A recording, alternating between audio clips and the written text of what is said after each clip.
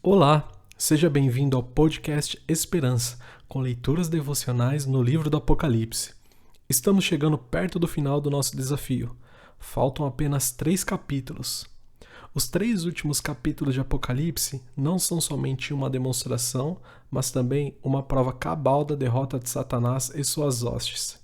Sem poder fazer nada, a antiga serpente assiste a sua história encaminhar-se para um calamitoso final. Ao mesmo tempo, os capítulos finais do livro também mostram a vitória da igreja. Ela está destinada a isso e desfrutará a felicidade eterna. Neste bloco, trataremos com seus respectivos desdobramentos o milênio e o juízo final. A doutrina do milênio é bem mais enfatizada no capítulo 20 de Apocalipse. A expressão 1000 anos é encontrada não menos que 6 vezes nesse capítulo. O início do milênio dar-se-á mediante a ocorrência de alguns eventos importantes. O primeiro deles é a volta de Jesus. Após o evento da volta de Jesus, a ressurreição dos salvos precederá o milênio. O versículo 4 é revelador nesse sentido. As pessoas mencionadas nesse texto abdicaram literalmente de suas vidas em prol de algo maior. Viveram o cristianismo sob forte ameaça, mas não recuaram da fé. Esses cristãos, ressuscitados corporalmente, reinarão com Cristo. Isso fica claro na última parte do versículo 4. Eles ressuscitaram e reinaram. Trata-se aqui da primeira ressurreição. Os justos mortos serão ressuscitados, por ocasião da volta de Jesus.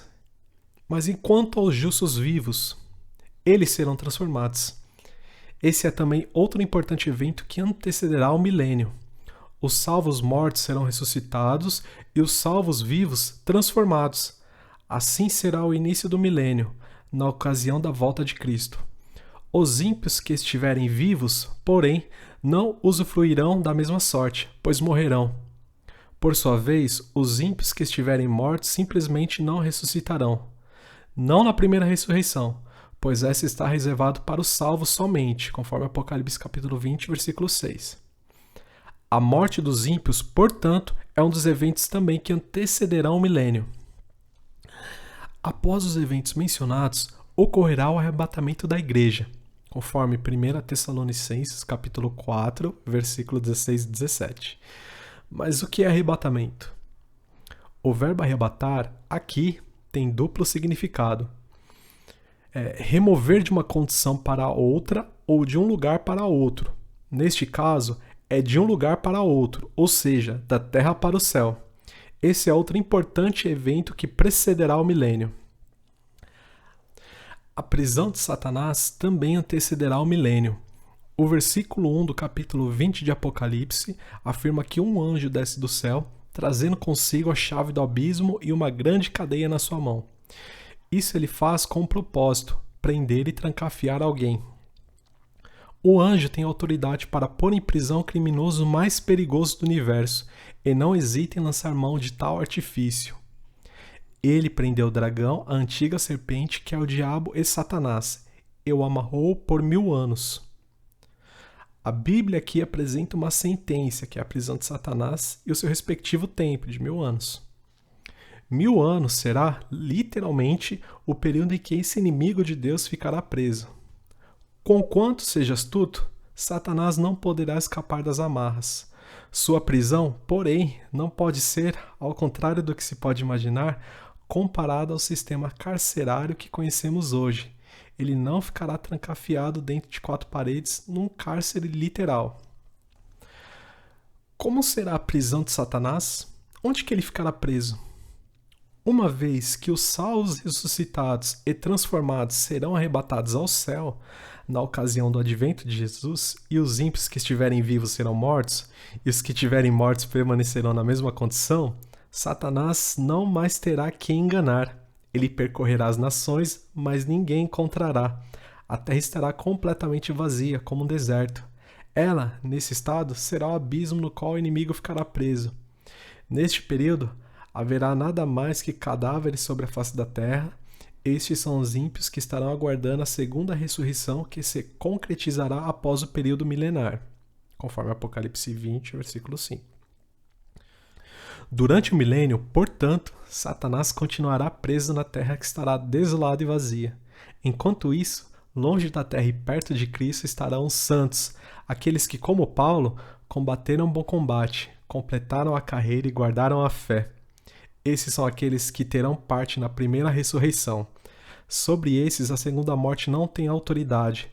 Pelo contrário, serão sacerdotes de Deus e de Cristo, e reinarão com ele os 1000 anos. Você pode ler em Apocalipse capítulo 20, versículo 6. Esse reinado não é terreno, mas celestial. Após o milênio, ocorrerá a segunda e última batalha contra Gog e Magog.